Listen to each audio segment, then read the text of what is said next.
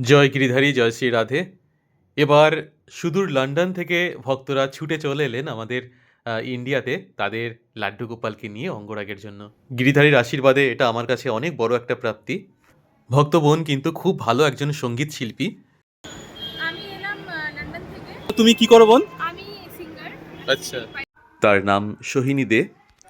বোন কয়েকদিন আগে লন্ডন থেকে আমাকে ফোন করে বলেছিলেন যে, "দাদা, আমি খুব অল্প সময়ের জন্য ইন্ডিয়াতে যাচ্ছি। তবে তুমি যদি একটু এয়ারপোর্টে আসো, আমার সঙ্গে দেখা করে যদি গোপালকে নিয়ে যাও তাহলে আমার খুব উপকার হয়।" কৃষ্ণকুঞ্জে বোন আসতে পারেনি তার খুব ব্যস্ততার জন্য। মাত্র কয়েকটা দিনের জন্যই তারা এসেছেন ইন্ডিয়াতে। তার অনুরোধে আমরা পৌঁছে গিয়েছিলাম এয়ারপোর্টে ভগবানকে আনার জন্য। আমরা যখন এয়ারপোর্টে পৌঁছই তখন বাজে সন্ধে ৭টা। তারা যখন ল্যান্ড করলেন তখন বাজে রাত ৯টা। তারপর ভগবানকে আমি হাতে পেলাম। ভগবানকে এভাবে হাতে পাওয়ার মুহূর্তটা আমি কী যে বলবো, আমি ভাষায় প্রকাশ করতে পারবো না। আমার জীবনে এমন এমন কিছু মুহূর্ত এসেছে গিরিধারীর জন্য, এগুলো সত্যি কোনো এক জন্মের সুকৃতি ছাড়া কখনোই সম্ভব নয় আমি মনে করি।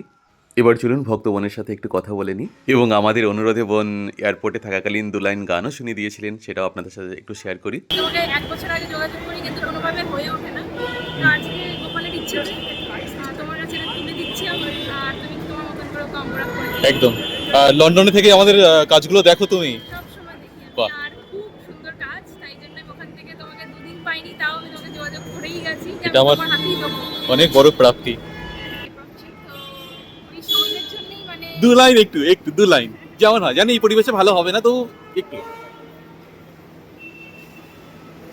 हमको मिली है आज घड़ियां नसीब से, हमको मिली है आज घड़ियां नसीब से, जीवन के देखने जी हमको करीब